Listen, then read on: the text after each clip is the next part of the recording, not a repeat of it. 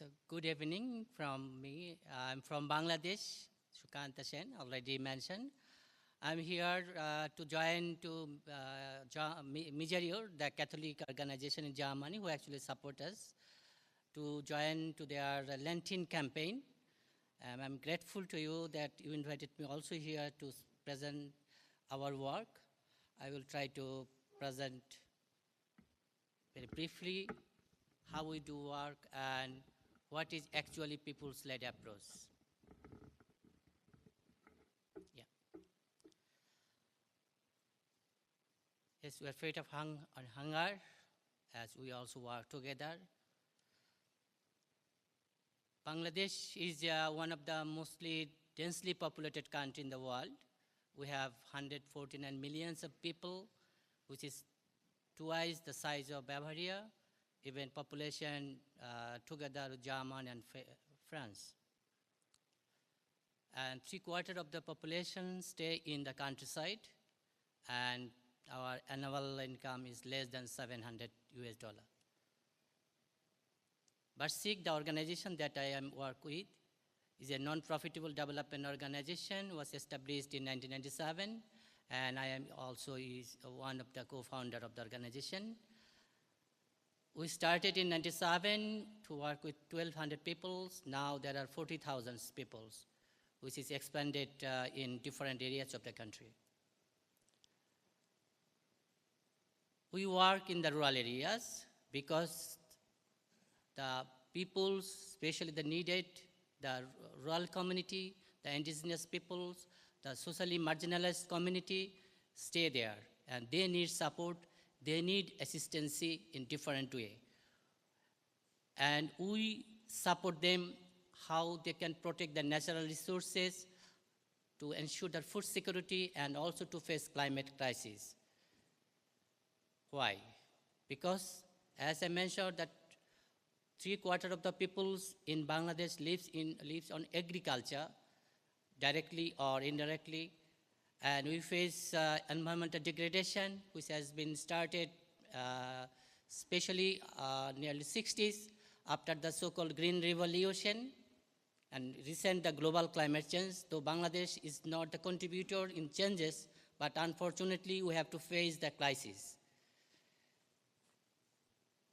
Eradication of poverty and hunger, and especially the empowerment of the rural communities, that is very important here.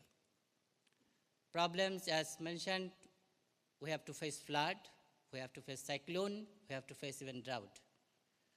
And when it is flooded, the people, especially in the wetlands area, they face loss. They cannot go one family to others, even they don't have nothing to do for their even income.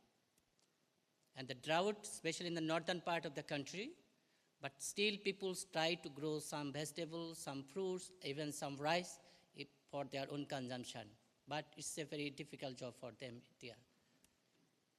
And in the cyclone, we have to face cyclone every year, even thrice and 4 times even. And density, it is now increasing due to the global climate, especially in the coastal area of the country. This picture, it was taken just last year when there was a cyclone, and many people actually lost their households, lost the trees and everything they had. But why the problem, how it is going to be solved by the Somi community? It's Bangladesh culturally, we have a very rich culture, because when we have a problem, always community helps each other. That was the traditional culture, that was the traditional society. Though we had many problems, but we tried to solve by our own, jointly together. But due to the modern solving system or the global changes, now the roles have been decreased by the community. Now there are many actors, actually the NGOs and some of the government, they have their ready-made program, they have their package for the development, they go to solve them. They did never ask what the people really needed or whether they in problem. They find anything that this is poverty, but poverty is not only the economic issue, poverty is the cultural, poverty is the social. So they think that poverty is only the economic perspective, so we have to solve those problems. And we try to work, actually the process to help them, not for any intervention, just to help them the process, that they can go for their own empowerment. People's-led approach, actually, we are trying to regaining and restoring the community strength that we had, actually, and improve it. Because every people, they have their own strength inside.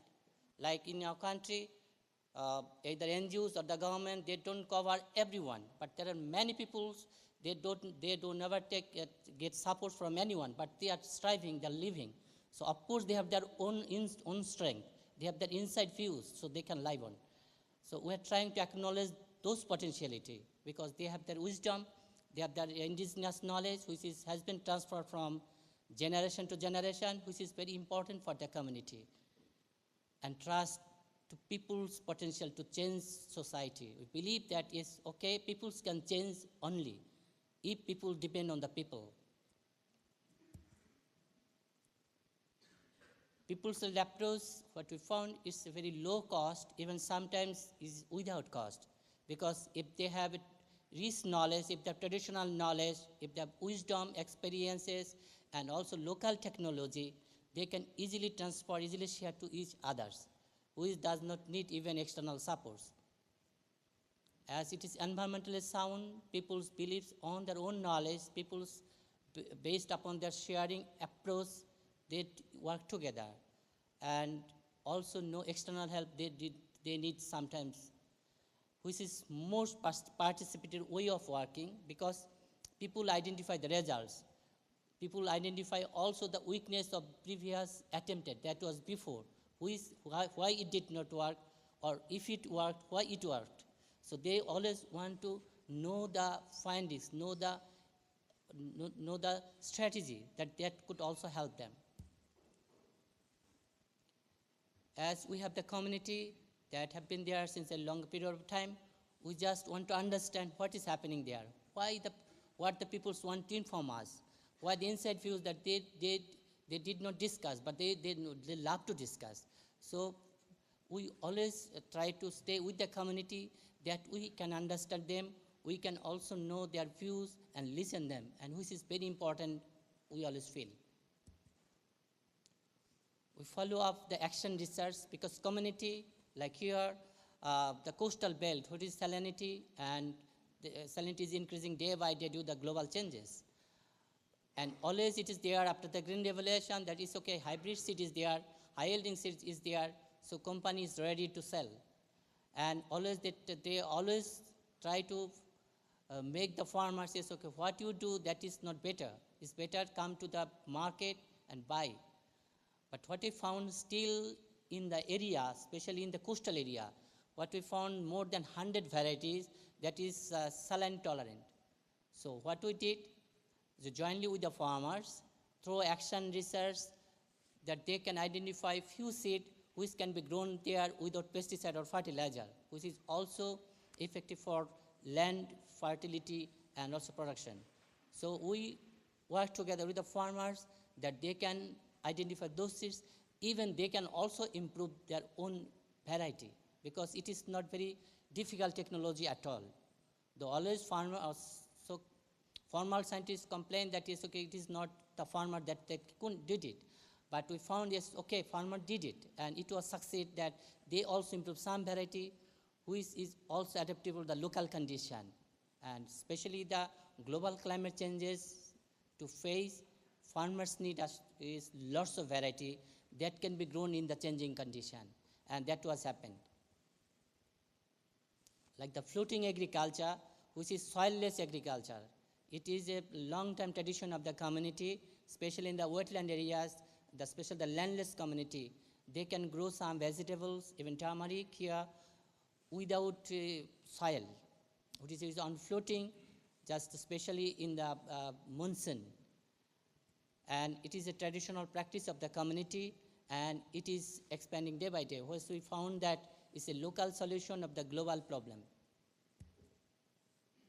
And also in the south, especially in the coastal area, we also found different type of water management because that is saline prone area, but still the farmers want to produce some fruits and vegetables.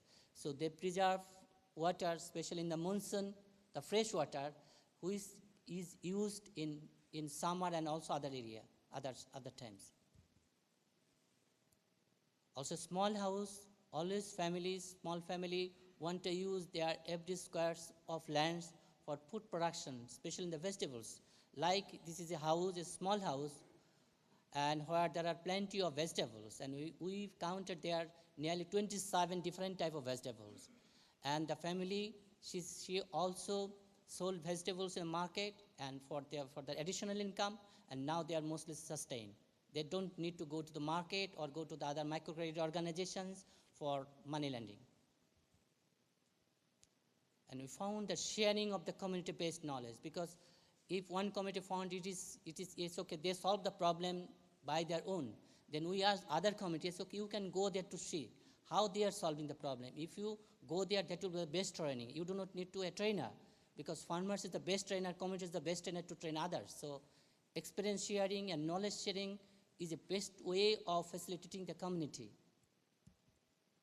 And even in the car, and sometimes also the students from different schools, we invite them, it's okay, you can go to the farmer's house or someone who can also help you. Like a lady, she's actually helping some of the school children. What is the importance of the medicinal plants? How still we have the different medicinal plants in our homestay area? So why it is needed?